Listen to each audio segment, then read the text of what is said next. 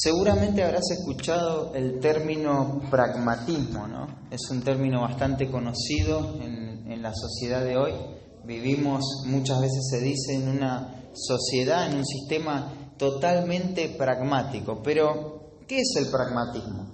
Bueno, el pragmatismo es una corriente filosófica que afirma que una idea o un conocimiento es verdadero si tiene una utilidad práctica.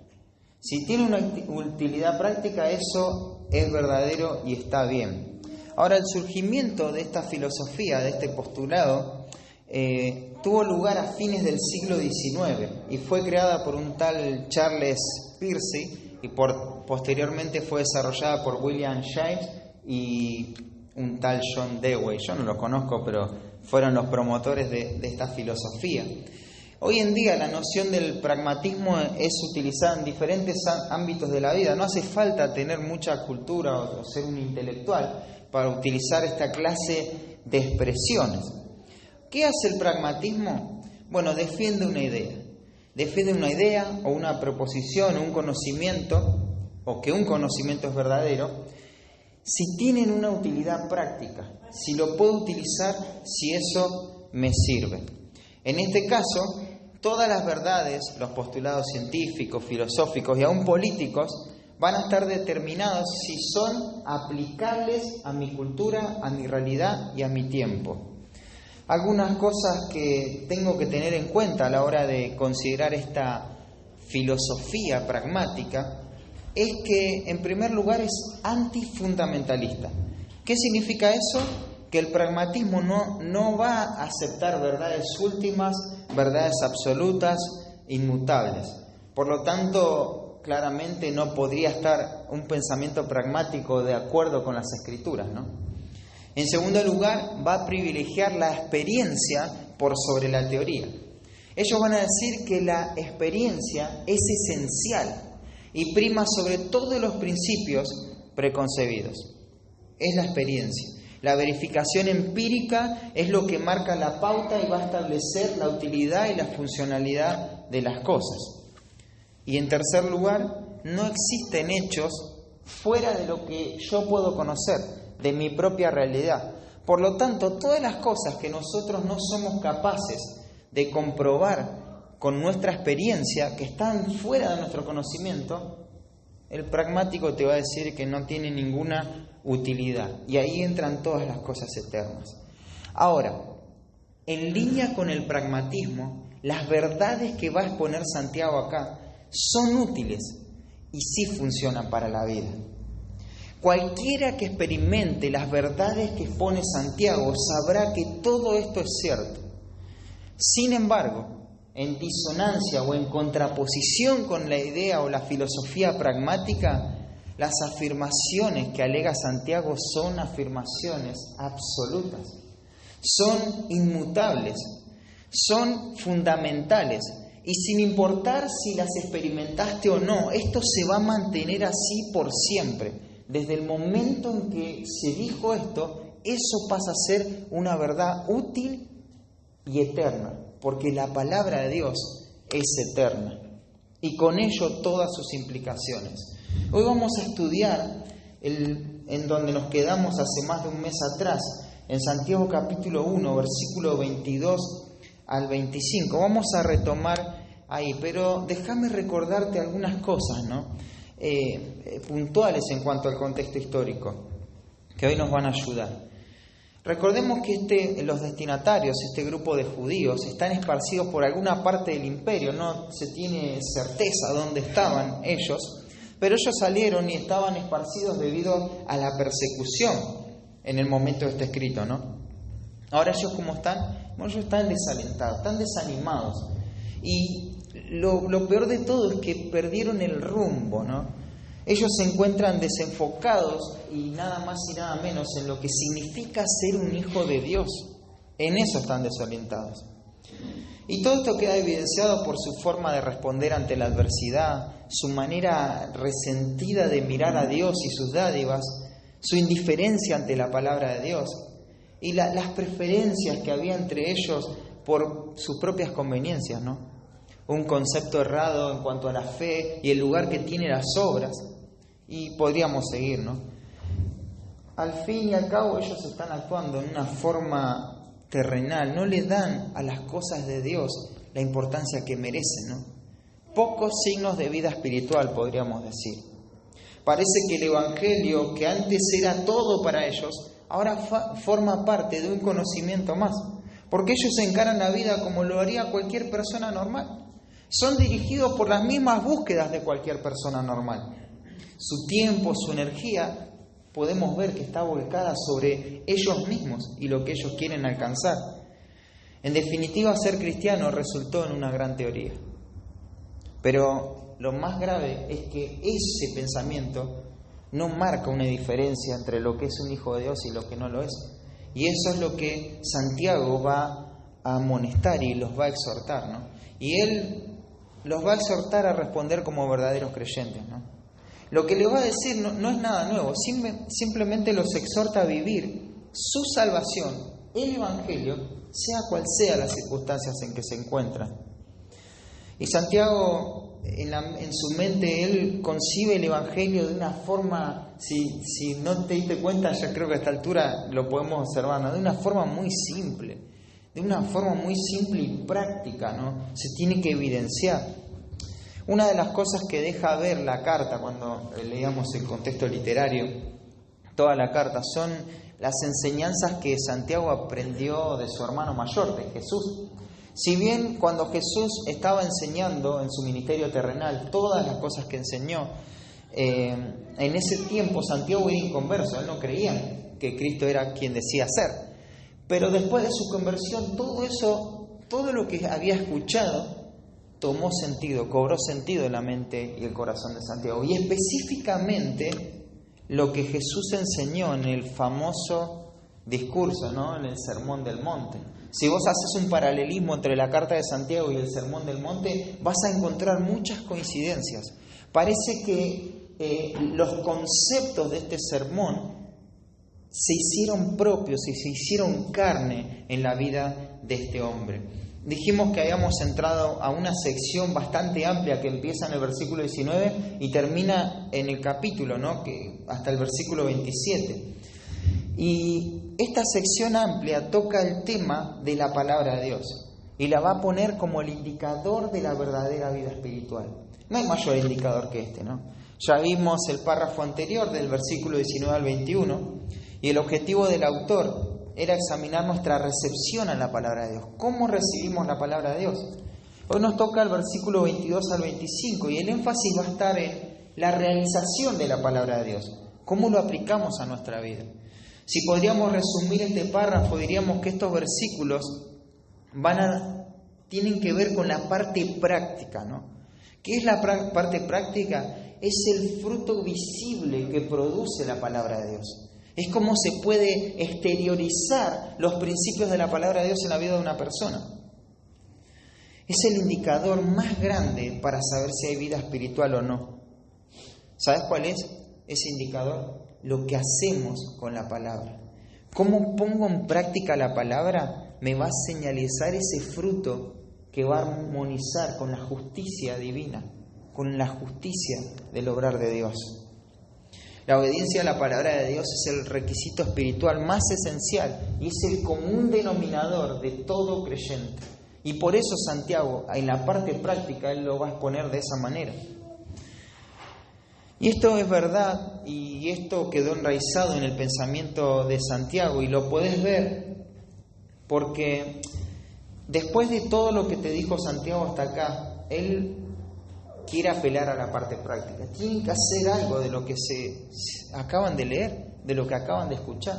Ese patrón lo puedes ver en el Nuevo Testamento, ¿no? En la vida de Jesús. Dijimos que Jesús terminó el sermón más profundo de toda la historia registrado en las Escrituras. Y es el Sermón del Monte, que está en Lucas y en Mateo, ¿no? Y listo, les habló todos los principios y después la gente se maravillaba porque él hablaba como quien tiene autoridad y no como los escribas. Si bien termina ahí el sermón, esa es la observación de la gente. Pero vayamos un ratito a Mateo para introducir y veamos cómo Jesús termina este sermón. Fíjense en Mateo capítulo 7. Y déjame recordarte que este sermón tiene que ver con cuáles son las marcas de un verdadero discípulo del Señor, de alguien que le va a honrar y que va a entrar en su reino. Y fíjate lo que dice el versículo 24. Dice: cualquiera pues que me oye estas palabras. ¿Qué palabras? Todas las palabras que Jesús habló desde el capítulo 5 hasta ahora. Todas las palabras de este discurso. Dice: cualquiera que me oye estas palabras y las hace, estoy leyendo el versículo 24, le compararé a un hombre prudente que edificó su casa sobre la roca. Es tremendo eso, porque lo que Jesús está diciendo ahí es que el que escucha estas palabras, el que tiene una actitud para oír estas palabras correcta, y no solamente las oye, sino que las hace, le voy a comparar a un hombre prudente que edificó su casa sobre la roca. Fue prudente. Él edificó sobre lo más sólido que podía edificar su casa. Fíjate cómo sigue las circunstancias, ¿no? El versículo 25: descendió lluvia y vinieron ríos, y soplaron vientos, y golpearon contra aquella casa. Y no cayó, porque estaba fundada sobre la roca. Va a venir la adversidad eventualmente. Cosas que no se esperan, ¿no? Pero que son así. Pero no se cae la casa, no se cayó. Y la razón es que estaba fundada sobre la roca. Pero fíjate el versículo 26, dice: pero cualquiera que me oye estas palabras y no las hace. Acá tenés un oidor, igual que en el versículo 24, alguien que oye. Pero este contraste es: él no las hace.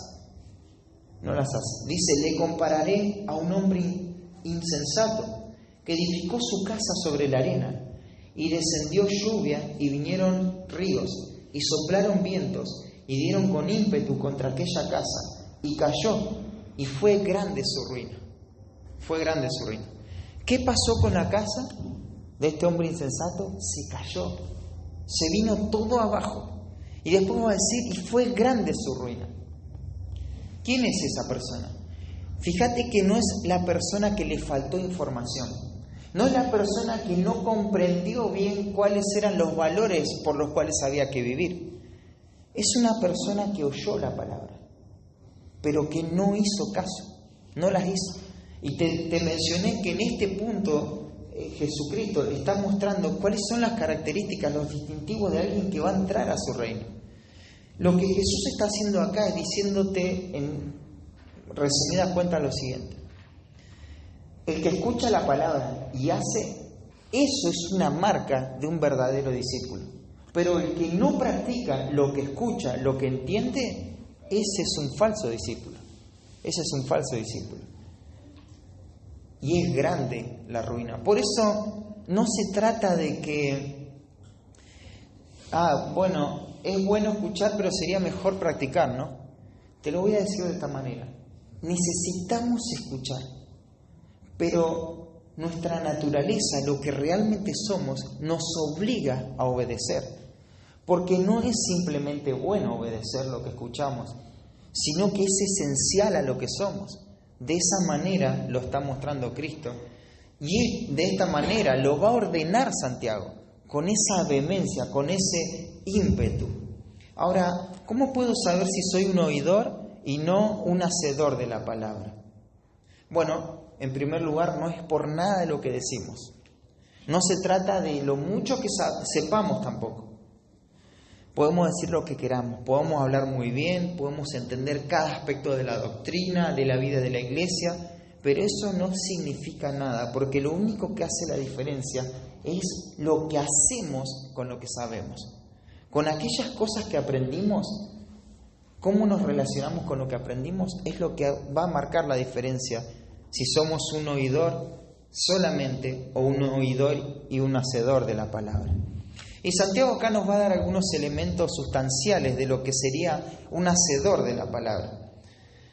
Y te dije, lo va a dar con un gran ímpetu, ¿no? ¿Y por qué lo hace así? Porque Él tiene una intención, y es cargar nuestros corazones. Es llevarlos al arrepentimiento, a la convicción de pecado si no estamos viviendo conforme a la verdad de Dios. Pero por otro lado, y como siempre, esto es lo que va a marcar la verdadera condición espiritual, hermanos.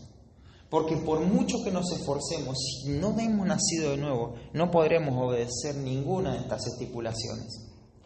Y con todo esto en mente, volvemos a Santiago. Dejen ahí señalado en Mateo capítulo 7, que vamos a volver en un momento. Pero volvemos a Santiago y con todo eso en mente vamos a leer estos 4 versículos. Dice, versículo 22, capítulo 1, versículo 22. Pero sed hacedores de la palabra, y no tan solamente oidores, engañándoos a vosotros mismos. Porque si alguno es oidor de la palabra, pero no hacedor de ella, este es semejante al hombre que considera en un espejo su rostro natural, porque él se considera a sí mismo, y se va y luego olvida cómo era. Mas el que mira atentamente en la perfecta ley, la de la libertad, y persevera en ella, no siendo oidor olvidadizo, sino hacedor de la obra, este será bienaventurado en lo que hace. Tremendas palabras. Y fíjate cómo va a comenzar. Dice, pero sed hacedores de la palabra. Esta nueva unidad de pensamiento va a comenzar con esta conjunción adversativa, ¿no? El pero. Y esto que hace va a marcar una contraposición entre lo que dijo anteriormente y este nuevo pensamiento, ¿no? ¿Y cuál es la contraposición? Antes dijo, recibid la palabra. Esa fue la idea central del pasaje anterior. Reciban la palabra. Pero, o más, esto no queda solamente en recibir. No queden solo en eso, sino sean hacedores de la palabra, practicantes de la palabra. Reciban la palabra, oigan la palabra, pero practiquen la palabra. Y va a decir, y no tan solamente oidores. Claro, no es que esté mal ser un oidor de la palabra. Eso es muy bueno. De hecho, ese es el primer paso para poder aplicar la palabra. Si no entendemos la verdad, si no sabemos la verdad, ¿cómo vamos a practicar la verdad? Primero tenemos que tomar el tiempo para interpretar, para estudiar, para escuchar, para poder después aplicarlo, llevarlo a la práctica. Y ese es el punto que está tocando Santiago acá. Ahí el modo del verbo nos sugiere que esto es una orden, ¿no? Y tiene que ser cumplida en forma inmediata y debe hacerse en una forma constante, continuamente. Debemos entender nuevamente, ¿no? La carga semántica, la carga de significado que Santiago le da a estas palabras a través de su propia mentalidad. Y dijimos al principio que una de las formas de conocer lo que Santiago piensa es ir al Sermón del Monte, ¿no? Porque mucho de su mentalidad puede ser descubierta ahí. Y dijimos que no hay mayor indicador para saber si hay vida espiritual o no que en la forma en cómo me voy a relacionar con las Escrituras. Primero, cómo es mi actitud cuando es expuesta a la palabra, pero en segundo lugar, cómo respondo en forma práctica y obediente a las prescripciones de la Escritura, ¿no? Ahora, quiero que nos empapemos bien desde esta mentalidad, porque la Iglesia muy temprano había aprendido que la marca de un verdadero creyente se manifestaba en forma exterior, en el dinamismo práctico entre lo que sé y lo que hago, entre lo que escucho y lo que hago. Eso es lo que entendía la Iglesia al principio. Y era lo que Cristo mismo le había enseñado a sus discípulos. Fíjate ahí en Mateo 7, volvemos a Mateo, yo lo perdí. Mateo capítulo 7.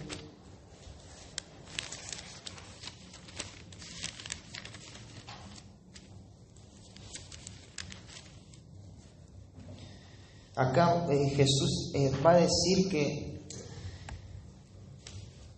la obediencia es la verdadera marca del discípulo de Cristo. No importa lo que sepan, no importa cuántos milagros hayan hecho, las cosas, las experiencias más espectaculares que pudieron haber tenido, lo que hace la diferencia es cómo obedezco a la palabra. Fíjate, dice el versículo 21, no todo el que me dice Señor, Señor, entrará en el reino de los cielos, sino el que hace la voluntad de mi Padre que está en los cielos. Muchos me dirán en aquel día, Señor, Señor. Y fíjate todo lo que hicieron, ¿no? ¿No profetizamos en tu nombre? ¿Y en tu nombre no echamos fuera demonios? ¿Y en tu nombre hicimos muchos milagros? Entonces les declararé, nunca os conocí, apartados de mí, hacedores, ¿pero de qué? De maldad. Lo que hace la diferencia, según lo que Jesús está diciendo, es lo que haces. Tienen que ser hacedores de la palabra, sin embargo son hacedores de maldad, porque pudieron hacer muchas cosas buenas, ¿no? Pero ninguna de esas cosas son las que Cristo le mandó a hacer a la iglesia. Entonces ahí tenés, ellos pueden llenarse la boca de un montón de cosas espectaculares, pero son hacedores de maldad. Porque lo que va a marcar la vida de un discípulo es cómo se relaciona con la palabra. Veamos otro pasaje. En este episodio lo encontramos a Santiago, implícitamente, ¿no? En Mateo capítulo 12. Fíjate el versículo 46. Jesús estaba hablando con la gente y hay algo simultáneo que está pasando acá. El versículo 46 dice: mientras él aún hablaba a la gente, he aquí su madre y sus hermanos están afuera y le querían hablar. Versículo 47. Y le dijo uno: he aquí tu madre y tus hermanos están fuera y te quieren hablar. Recordá un poquito el contexto. ¿Por qué le querían hablar los hermanos? Y ahí seguramente Santiago, como el segundo hermano después de Cristo, sería el mayor, estaba encabezando la fila, ¿no? ¿Por qué le querían hablar? Porque decían que Jesucristo estaba fuera de sí, por todas las cosas que le decía a las multitudes, y lo querían hacer entrar en razón, en otras palabras, ¿no? Y fíjate, dice el versículo 48, respondiendo él al que le decía esto, dijo: ¿quién es mi madre? ¿Y quiénes son mis hermanos? Y extendiendo su mano hacia sus discípulos, imagínate esta idea, está señalando a sus discípulos. Allá estaban los discípulos, extiende su mano hacia sus discípulos. Y dijo: he aquí mi madre y mis hermanos. Porque todo aquel que hace la voluntad de mi Padre que está en los cielos, ese es mi hermano y mi hermana y mi madre. Lo que está diciendo Jesús acá en este pasaje es que aquellos que tienen algo que ver con Cristo en una relación filial son los que hacen la voluntad de Dios. ¿Te das cuenta del pensamiento? Esto no es simplemente, bueno, si sabes, hacé un poco de lo que sabes. Esto es esencial al creyente. Dice que Jesús, el que hace la voluntad de mi Padre, de mi hermano. Solo el que practica la verdad tiene algo que ver con la verdad. El que no practica la verdad está lejos de la verdad. Dicho sea de paso, ¿no? Mateo interpreta esto mismo, ¿no? que interpreta Cristo, que interpreta Santiago, porque Mateo decidió contar estas historias, ¿no? Con esa intención. ¿Esto significa que las obras me convierten en un hijo de Dios? ¿Que mi salvación entonces depende de si obedezco o no? Bueno, la respuesta a eso es no. Las obras no son la causa de la vida espiritual, pero sí son la manifestación de la vida espiritual. La obediencia a la verdad es lo que manifiesta en forma externa una fe genuina. Lo interesante acá es que Santiago está diciendo que el creyente es un fiel hacedor de la palabra de Dios. Por eso lo llama a vivir por lo que es. Recordad que Santiago no incorpora nada nuevo para que le vaya mejor al creyente. Los exhorta siempre a vivir la esencia del Evangelio. No dice simplemente que aprendamos a aplicar lo que aprendemos. Él no dice, bueno, hagan algo, simplemente. Sino, sean esto, sean hacedores. Es difícil porque acá explicarlo, porque Santiago está inventando prácticamente un término, ¿no? Sed hacedores de la palabra. Yo te puedo decir algo, yo puedo hacer algún trabajo de electricidad de vez en cuando, ¿no? ¿Y eso en qué me convierte? En nada, un tipo que hace algunos trabajos, pero no me convierto en un electricista, ¿no? Porque a veces lo practique. Yo puedo jugar al fútbol, hace mucho que no juego igual, pero podría jugar cada semana. Y eso no me convierte en un futbolista, ¿no? Lo que está diciendo Santiago acá es, no lo hagas todo el tiempo. Sé esto. Sé un hacedor, no simplemente practicar lo que aprendes, sino que esta sea tu esencia. Y claro, a veces puede ser que no lo hagas, pero esto es lo que debes ser porque esto te tiene que caracterizar. Es parte de tu naturaleza, aplicar lo que aprendes. Eso es lo que es el cristiano. Lo vimos hace un par de miércoles atrás en Filipenses 2:12, cuando el apóstol Pablo muestra esta realidad en el Hijo de Dios. Dice, como siempre habéis obedecido. Es un indicativo, siempre ustedes han obedecido, ¿no? Pero fíjate el pensamiento de Juan. Vamos a 1 Juan capítulo 2. Déjame que te lo lea así avanzamos más rápido. Dice el capítulo 2, versículo 1. Hijitos míos, estas cosas os escribo para que no pequéis. Y si alguno hubiere pecado, abogado tenemos para con el Padre, a Jesucristo el justo. Y Él es la propiciación por nuestros pecados, y no solamente por los nuestros, sino también por los de todo el mundo. Claro, el creyente puede pecar, aunque no debería ser algo natural, debería ser algo accidental en el creyente ese desvío, ¿no? Y el versículo 3 es interesante, dice, y en esto sabemos que nosotros le conocemos, si guardamos la condición, sus mandamientos. ¿Cómo podemos decir que conocemos a Cristo? Porque obedecemos lo que Él nos dice. ¿Te acordás cuando decíamos el creyente no puede no obedecer? Todos estamos obligados a eso, ¿no? Porque sería una contradicción lógica, porque es lo que decimos que es un creyente, obediente, pero vive en desobediencia. Entonces, ¿qué es? No es un creyente. El creyente tiene que obedecer, y es más, Juan va a decir, el que dice yo le conozco y no guarda sus mandamientos, es un poquito más duro, Juan. El tal es mentiroso y la verdad no está en él. Como para que nos quede bien claro, ¿no? Pero el que guarda su palabra, en verdaderamente el amor de Dios se ha perfeccionado. Por eso sabemos que estamos en Él.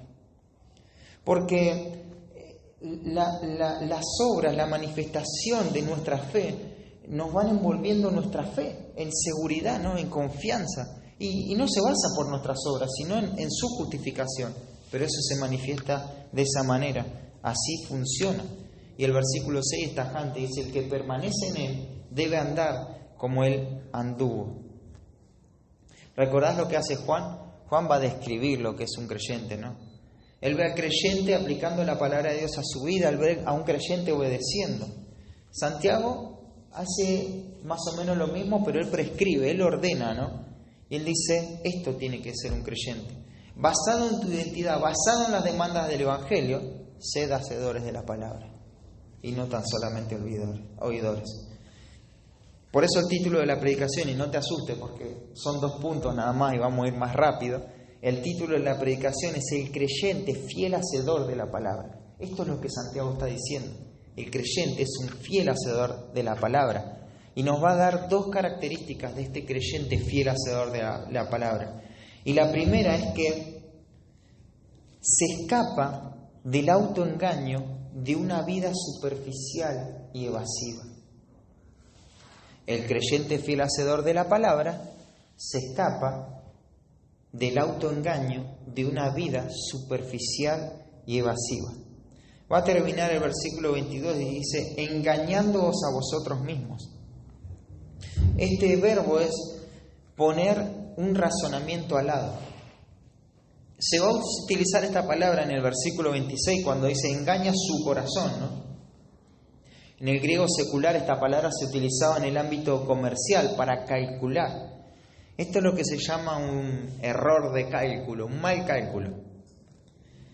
Traer toda clase de razonamiento cerca para autoconvencerme de que mi estado espiritual es correcto, que está bien lo que estoy haciendo, que yo estoy bien en realidad. Eso es autoengañarse, ¿no? Autoconvencerse. Nadie te dice que estás bien, pero vos te convences. Solo porque tomo tiempo para oír la palabra, porque me expongo ante la verdad de Dios, me da la sensación de que no estoy tan mal. Pero Santiago está diciendo en el ámbito comercial, te estás estafando. Te estás estafando a vos mismo. No lo hagas más. Es un autoengaño. Nos autoengañamos del verdadero estado espiritual porque tenemos acceso a escuchar, porque tenemos el privilegio de estar cerca de la obra de Dios. Puede ser un autoengaño. Eso no nos dice nada de nuestra verdad, de la verdad que hay en nuestro interior. Porque podemos tener una agenda llena de actividades, de servicio,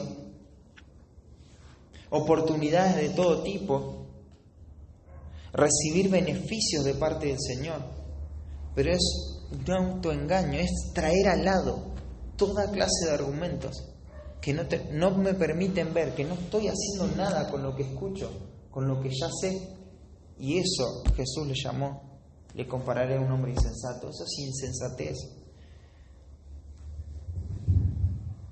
Hace tiempo, por ejemplo, que vos sabés lo que tenés que hacer y no lo haces. Sabés que aquellas cosas que estás haciendo en tu corazón, en tu mente, deshonran a Cristo y persistís en hacerlo.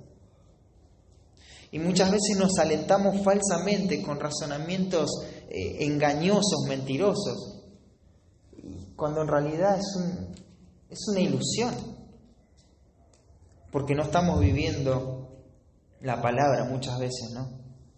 Este mero oidor se engaña a sí mismo porque es semejante al hombre que considera un espejo su rostro natural.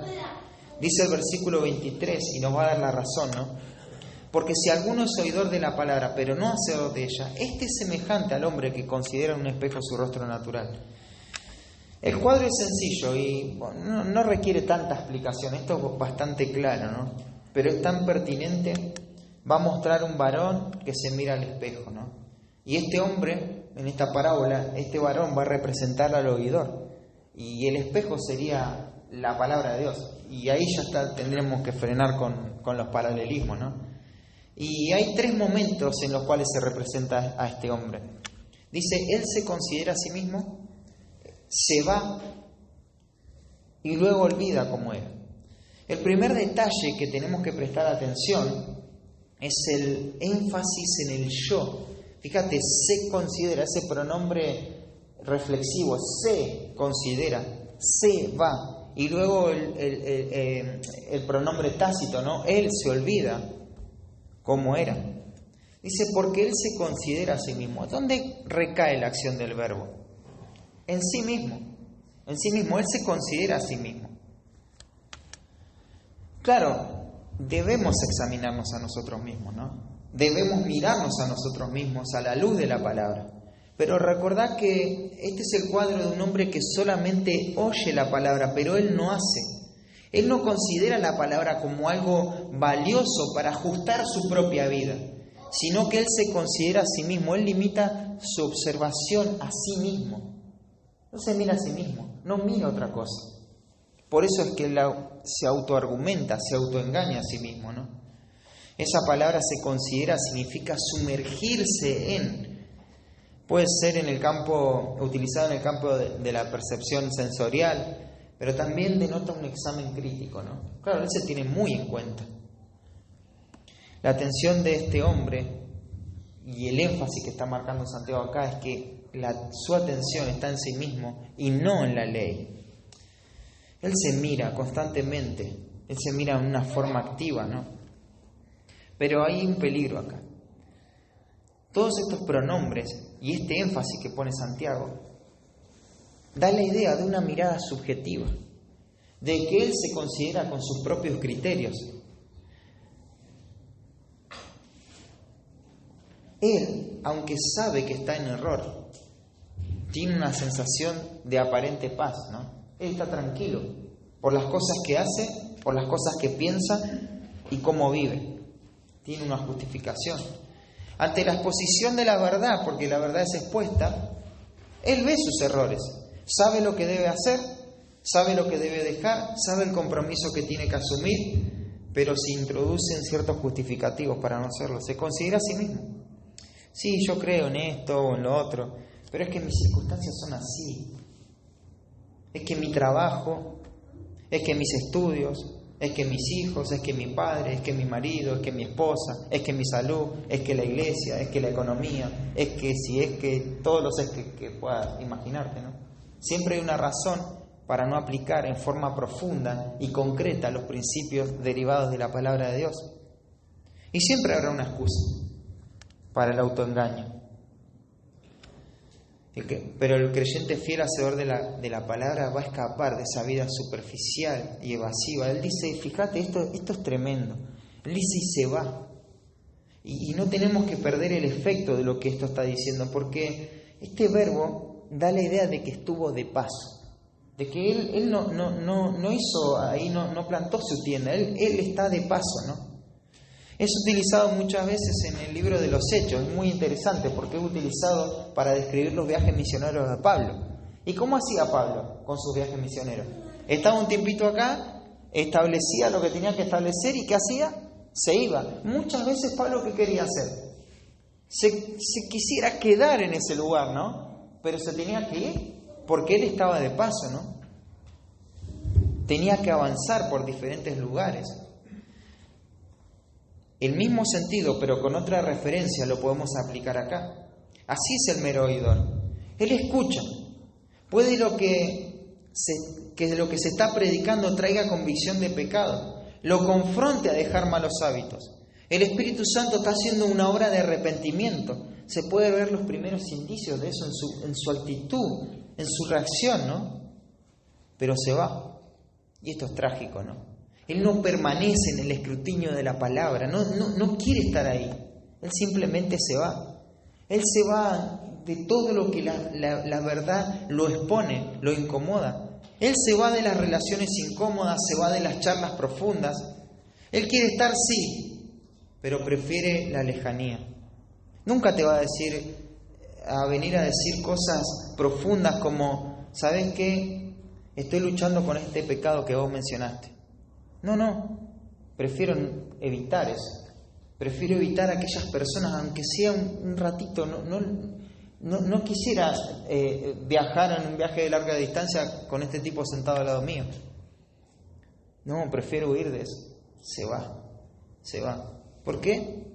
¿Por qué se va? Porque ya calculó su verdadero estado espiritual. Ya se estafó, ya se autoengañó. Por eso él se va. Y ya se fue, ¿no? Vidas evasivas están ahí. Uno puede ver, uno puede tratar con personas así. Te das cuenta por cómo hablan, por lo que expresan, por la superficialidad de su comportamiento. Cualquier cosa menos lo importante. Se cuidan de ser profundos, se cuidan de abrir el corazón. Hay barreras. Esto pudiera incomodar en el futuro si cuento esto ahora, ¿no? Podemos poner muchos ejemplos, ¿no? Pero todos sabemos y muchas veces participamos de esto, ¿no? No sé, te vas de vacaciones y bueno, ¿cómo estuvo el viaje?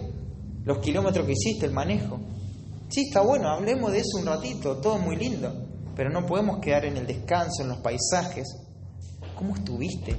¿Cómo estuviste en ese tiempo? ¿Cómo pudiste avanzar en la piedad? ¿Cuán significativos fueron estos días para tu familia? Para vos mismo, para tu relación con el Señor. ¿Cuántos compromisos pudiste asumir ahora que volvés? ¿Cómo se renovaron tus fuerzas? Pero el mero oidor no quiere eso, él se va, ¿no? Y dice, y luego olvida cómo era. Ese luego sería un adverbio de tiempo, el mejor traducido sería inmediatamente. Él olvida inmediatamente. Inmediatamente se olvida cómo era. La palabra fue expuesta, mostró su condición, pero él, como se autoconvence de lo contrario, no estoy tan mal, se mantuvo a la distancia, entonces no nos tiene que sorprender, ¿no? Que se olvidó. ¿Cómo nos cuesta esto muchas veces, hermano?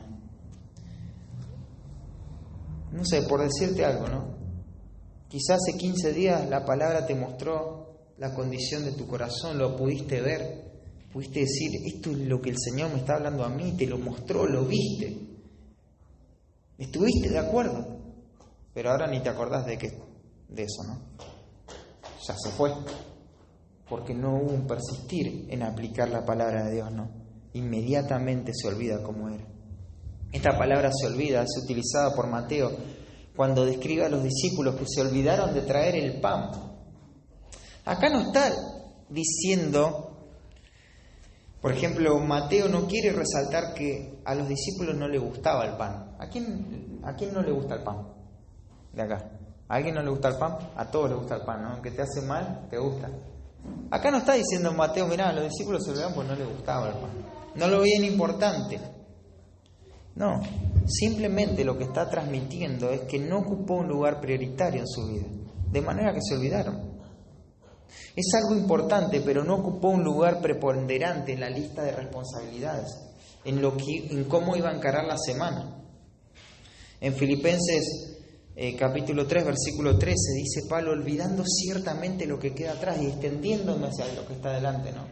Claro, la referencia acá es otra, ¿no? Pablo, él voluntariamente decide olvidar aquellos logros en la obra del Señor porque él no puede vivir de recuerdo. Ya está, Dios fue muy grande, obró, el Evangelio progresó, pero hay que extenderse a lo que está adelante. Es decir, hoy no voy a ser perezoso por todo lo que se hizo antes, eso lo saco de mi mente. Mi vida presente no va a estar condicionada por un recuerdo del pasado, está diciendo Pablo. Bueno, en relación a este pasaje la referencia es negativa, ¿no? Él se olvida. Es decir, él no deja que su presente esté determinado por algo que escuchó un domingo por la mañana, un miércoles por la tarde, cuando abrió el devocional en su casa por una charla que tuvo de consejería. Él no va a determinar, él va a decir, sí, esto es importante, Pablo va a reconocer, ¿no? No es que las cosas que hice para el Señor no tienen ningún valor, no significa nada, no es así. Sí tienen un valor, pero eso no están en mis prioridades presentes. Él se olvida cómo era, ¿no? Se olvida. Muchas veces tendemos a eso, hermanos. Nos olvidamos de hacer parte de aquellas cosas sustanciosas de la palabra de Dios. Nos olvidamos y dejamos que un montón de cosas ocupen nuestro tiempo, menos lo que aprendimos. Capaz que si llega acá una charlita que podamos tener, pasa quizá 1 cuadra y media hasta que llegamos a nuestra casa, o cuando mucho se llega a la casa y al otro día ya se murió esa verdad. Necesitamos reforzar la verdad de la palabra de Dios en nuestra mente, no olvidarlo, llevarlo a la práctica. Tenemos que crecer en la habilidad de aplicar los principios de la palabra de Dios. Muchas veces nuestro acercamiento puede ser meramente teórico y cero dinámico, ¿no? Pero por la gracia de Dios debemos invertir esta situación, esta realidad en nuestras propias vidas y vivir como creyentes verdaderos en Cristo. El creyente, fiel hacedor de la palabra, se escapa del autoengaño de una vida superficial y evasiva. Déjame hacer unas preguntas. ¿De qué manera las verdades de estos 3 versículos, solamente estos 3 versículos, golpean tu vida? ¿Recurrís a la estafa personal, al autoengaño?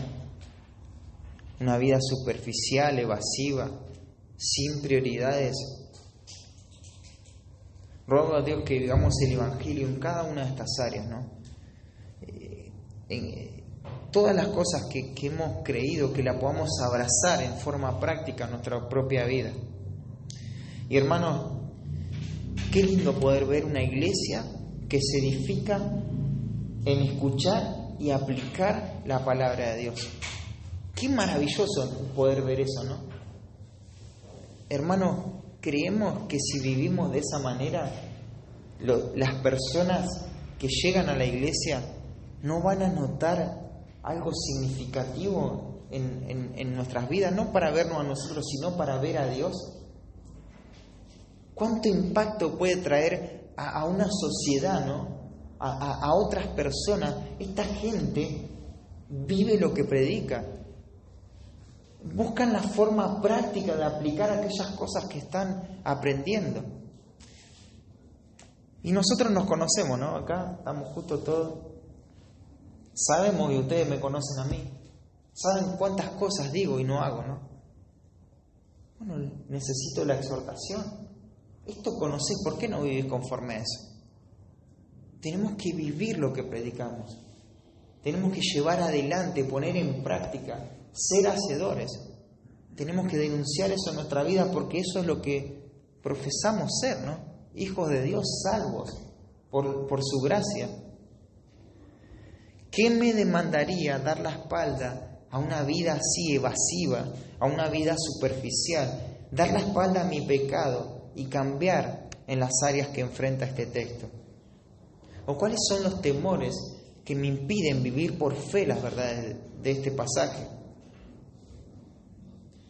El creyente fiel hacedor de la palabra se escapa del autoengaño de una vida superficial y evasiva, pero también se esfuerza por aplicar continuamente la verdad de Dios. Y ahí terminamos con el versículo 25, dice: mas el que mira atentamente en la perfecta ley, la de la libertad, y persevera en ella, no siendo oidor olvidadizo, sino hacedor de la obra, este será bienaventurado en lo que hace. Ese más, otra vez, ¿no? Ese nexo que está contraponiendo dos ideas. ¿Y cuál es el caso acá? Bueno, el contraste está entre el que oye la palabra de Dios y el que oye y practica la palabra de Dios. Pero especialmente el contraste está puesto entre el que oye la palabra de Dios, el mero oidor, y la persona feliz. Porque de eso se tratan las dos ideas, ¿no? Que están contrastadas. Podemos decir, por un lado tenés al que solo oye, y por otro lado tenés a la persona bienaventurada. El que practica la palabra es dichoso. Poli nos enseñó el año pasado creo, en Juan 13, que Jesús da una gran lección. ¿Qué lección que dio, no? Primero empezó, sirvió, explicó lo que hizo. O sea, primero fue un ejemplo práctico, ¿no? Que fue narrado ahí, con todas sus escenas, en Juan capítulo 13. Después que hizo Jesús, explicó todo eso, dio un discurso para clarificar puntualmente todo lo que había dicho. Y el versículo 17 lo remató de la misma manera que en el Sermón del Monte. Si sabéis estas cosas, bienaventurados seréis si las hicieres. Tremendo. Vas a ser feliz si las haces. No dice vas a ser feliz si las sabes. Si sabes cuán profundo es esto y cuánto valor trae a la vida. No. Si las hicieres. Claro, porque saber los mandatos de Dios no me trae felicidad. Muchas veces eso me trae una carga, ¿no? Pero los mandatos no son gravosos. Pero cuando lo empiezo a poner en práctica, todo lo que Dios dice, eso trae dicha a mi vida, ¿no?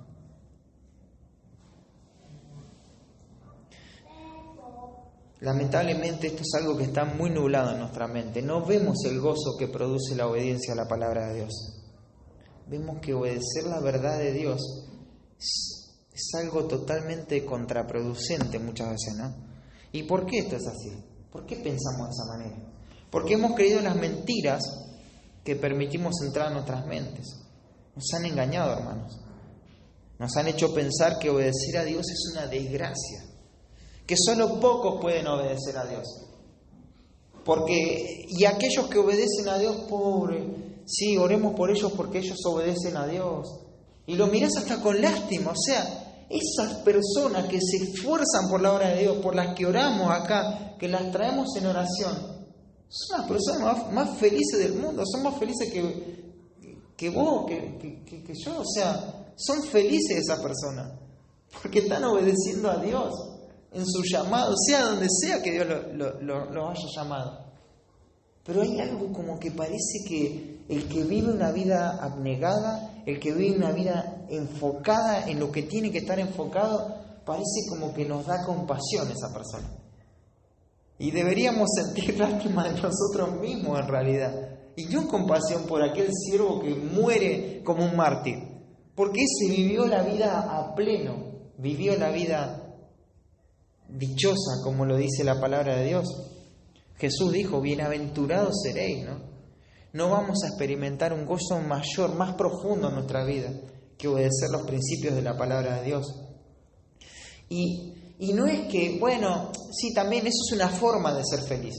Fíjate cómo lo dice Santiago, dice ese pronombre demostrativo, ¿por qué se utiliza? Si ya se sabe que está hablando del hacedor. Pero dice, este es bienaventurado. Este es bienaventurado. Claro, Santiago le está dando exclusividad a esta clase de personas. La dicha, la bienaventuranza, la felicidad es exclusiva de aquel creyente que oye y practica la palabra de Dios. No le pertenece a otro, ¿no? Qué tremendo, hay una recompensa para quien ajusta su vida a los mandatos de Dios. ¿No es lo que dice el Salmo 19? El versículo 8 dice, los mandamientos de Jehová son rectos. ¿Qué hacen? Alegran el corazón. O sea, son rectos, alegran el corazón. Dice, el precepto de Jehová es puro, que alumbra los ojos, el temor de Jehová es limpio. Y el versículo 11 me encanta, dice, tu siervo es además amonestado con ellos. En guardarlos hay grande galardón. Porque hoy escuchaba algo que me parecía tremendo. Claro, porque estas personas no escuchan como muchas veces escuchamos nosotros. A ver, ¿qué me va a decir Poli hoy a través de la palabra para solucionar mis problemas? ¿Cómo yo voy a poder avanzar en mi vida, en todas las cosas que yo estoy haciendo? ¿Cómo va a aliviar mi carga lo que se va a predicar ahora? Muchas veces esa es nuestra expectativa. Voy a decir, ¿qué malo hay en eso? Quiero una respuesta porque tengo una situación, quizá, ¿no? Pero ¿sabes cómo tenemos que escuchar? Tenemos que escuchar qué va a decir hoy el mensaje de la palabra de Dios que me va a mostrar a Dios.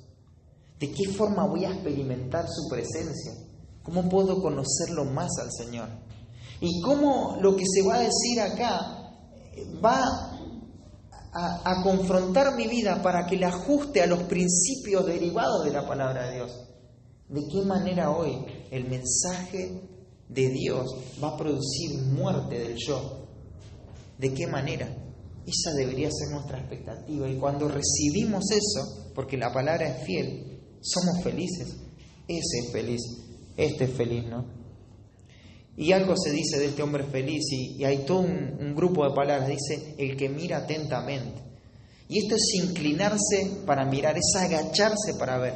No es una mirada descuidada, sino que es inclinarse. Acá no se puede mirar mientras estoy haciendo otra cosa, ¿no? Mientras voy. Esto es detenerme, tomar el tiempo para mirar. Es meditar para sacar buenas observaciones, para vivir conforme a esas observaciones. Y otra vez, implícitamente, acá no lo está mencionando, pero el cuadro es la palabra de Dios. Porque los espejos estaban puestos en la mesa. Y las mesas antes no tenían las patas que tienen ahora, estaban a 15 centímetros del piso. Entonces tenías que inclinarte para mirar. Y eso no se puede hacer mientras haces otra cosa. Es mirar la palabra de Dios. Había que tomar un tiempo. Y acá es un sentido de urgencia, de expectación.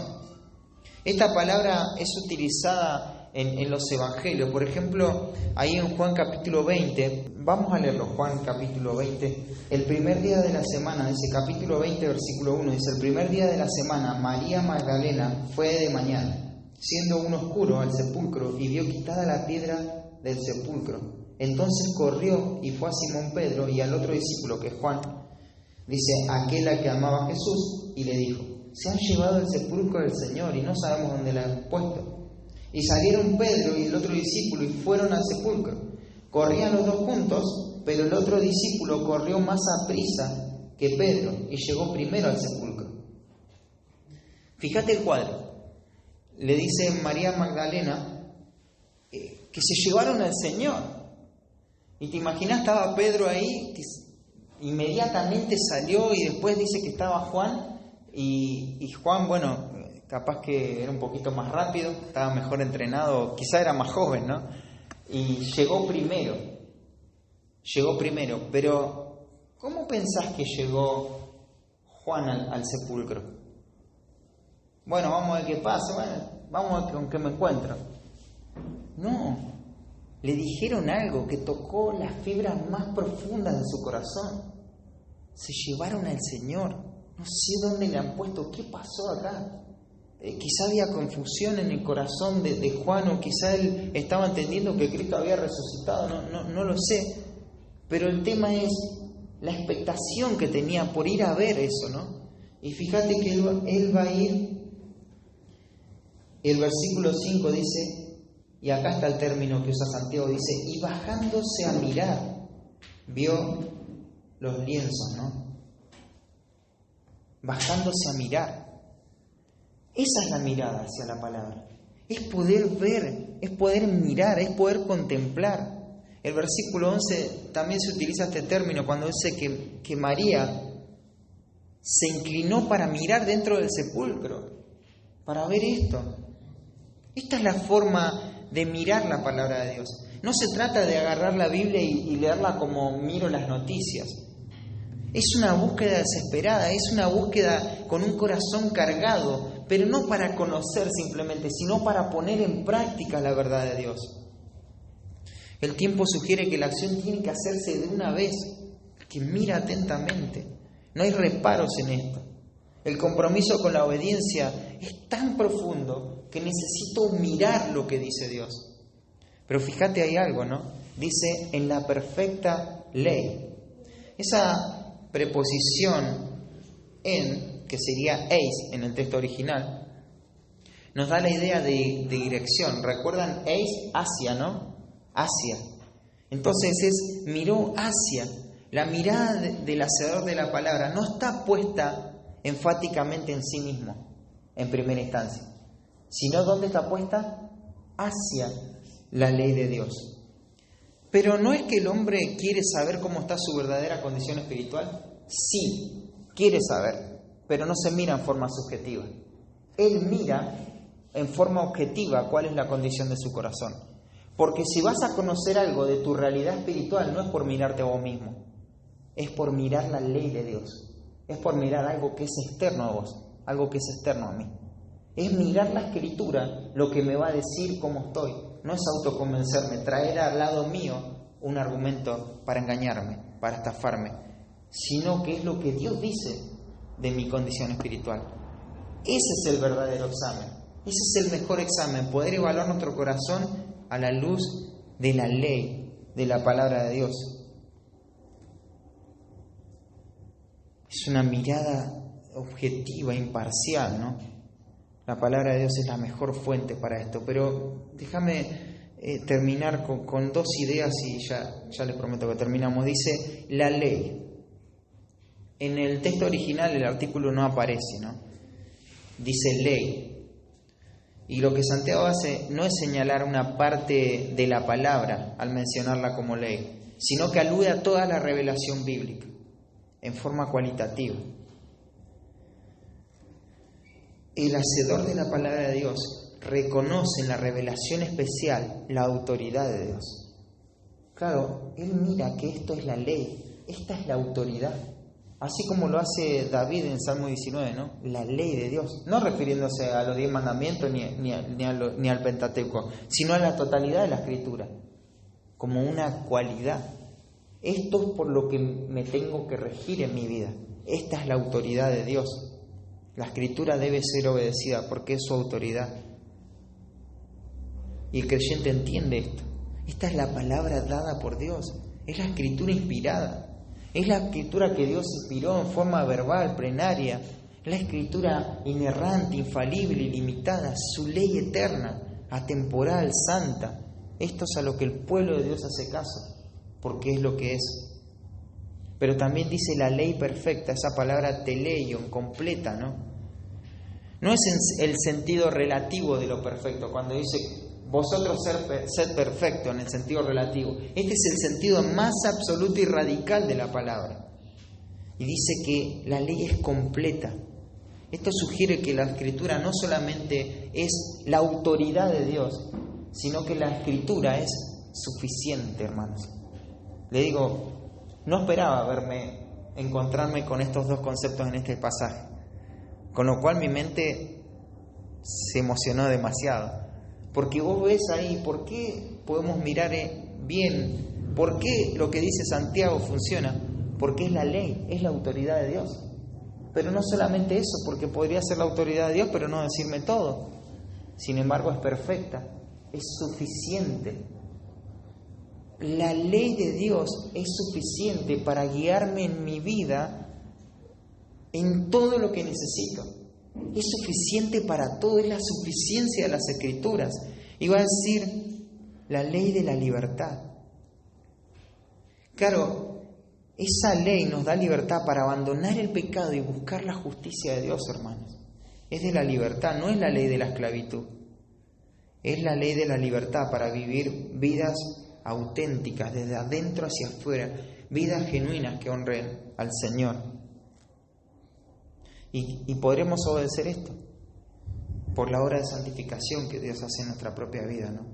Porque tenemos el Espíritu Santo. La ley que antes nos condenaba ahora se ha transformado en nuestra libertad, en lo que nos da gozo, en lo que nos da felicidad. Y esto es porque hemos confiado en Cristo, quien cumplió toda la ley, no es nuestra propia justicia. Un comentarista dice lo siguiente, dice: al referirse a la palabra de Dios como ley de la libertad, Santiago se enfocó en su poder redentor a liberar a los creyentes de la esclavitud del pecado y luego liberarlos a la obediencia justa. Nos permite servir a Dios, no por temor o por mero sentido del deber, sino por gratitud y amor. Un día también nos librará de este mundo y de su corrupción, de nuestra caída, de nuestra carne, de la tentación, de las maldiciones del pecado, de la muerte y del infierno. Todos los que están bajo la tiranía de sus deseos son completamente esclavos. Todos los que viven esclavos de la ley de la libertad son completamente libres. Esta es la verdad, ¿no? Mientras un hombre tenga que obedecer sus propias pasiones y emociones y deseos, es un esclavo. Pero es libre cuando acepta la voluntad de Dios como la ley y la suficiencia. Todo lo que Dios dice es suficiente para que yo viva una vida plena.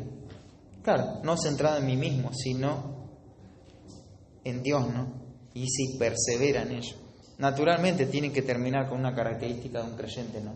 El que persevera, ¿no? Y esto es vivir pendiente de la Escritura, asumirla como una norma de vida, de todo lo que la Escritura establece. Claro, esto es la antítesis, el opuesto a lo que sería el hombre de la ilustración anterior, que se olvida de lo que encontró. Este persevera, no se olvida, no lo deja de lado, él persevera en esto. No se va, no hay otro lugar para ir, lo dijo Pedro. No, ¿a quién iremos, Señor? Solo tú tienes palabras de vida eterna, es la palabra, vivimos por esto, ¿no? No solo le da la bienvenida a la palabra, hace morada de la palabra de Dios, Él mismo mora en la palabra, ¿no? La verdadera vida espiritual, hermanos, no es un sentimiento momentáneo de conformidad o compromiso. Bueno, ahora me voy a comprometer a partir de hoy. No, es una conformidad de obediencia a largo plazo. Es por lo que voy a vivir. Y hay tantas cosas para decir, ¿no? Podríamos pensar que un creyente genuino no puede albergar el pecado mucho tiempo cuando es confrontado por la palabra. Va a quedar atrapado por la convicción que le trae eso. Va a ver qué tan desagradable es a los ojos de Dios ese pecado. Va a abandonar el pecado porque va a permanecer en esa ley que lo va a hacer libre. Y no es un oidor olvidadizo, dice, sino hacedor de la obra. Hermanos, el creyente fiel, hacedor de la palabra, se escapa del autoengaño de una vida superficial y evasiva, pero también se esfuerza por aplicar continuamente la verdad de Dios. Que podamos vivir vidas que honren al Señor de esa manera. Que nuestra iglesia sea un ambiente en donde apliquemos lo que vamos aprendiendo. Y tantas cosas, ¿no?, que hemos escuchado en esta conferencia, en todo este mes, en esta semana. Hay que predicar el Evangelio. Ayer tuve la oportunidad de aplicar eso, ¿no? Y me acordaba de los principios que nos enseñaba Poli, de cómo exponer el Evangelio, ¿no? Y fue un gozo para mí. Estaba cansado, me quería ir a mi casa, pero nos tomamos el tiempo y predicamos. No fue gravoso, fue una felicidad. Fue algo que no podría emocionarme algo más que eso. Ya había empezado el partido de Argentina, me perdí los primeros 5 goles. Ni me importa, le prediqué el Evangelio a alguien. Es hermoso poder aplicar, ¿no? Claro, hay muchas derrotas muchas veces, ¿no? Hay muchas cosas que no hago y no puedo experimentar ese gozo tan profundo de aplicar, ¿no? Pero qué lindo que es cuando podemos vivir a la luz de lo que entendemos, ¿no? Señor, gracias por tu palabra, gracias porque aunque son 4 o 5 versículos, Señor, y están tan cargadas de significado para nuestras vidas, Señor, y afectan tanto nuestro corazón, Señor. Ayúdanos a vivir como lo que somos, como hijos tuyos, Padre, a poder vivir el Evangelio de primera mano, aplicar los principios de tu palabra a nuestro propio corazón, a nuestra propia vida, Señor. Cuánto necesitamos, Padre, cada día ser conscientes, Señor, de que vivimos para ver cómo desarrollamos nuestra habilidad de aplicar las Escrituras, Señor. Ayúdanos, Señor, a ser hacedores de la palabra y que esa sea nuestra actitud. En el nombre de Cristo Jesús. Amén.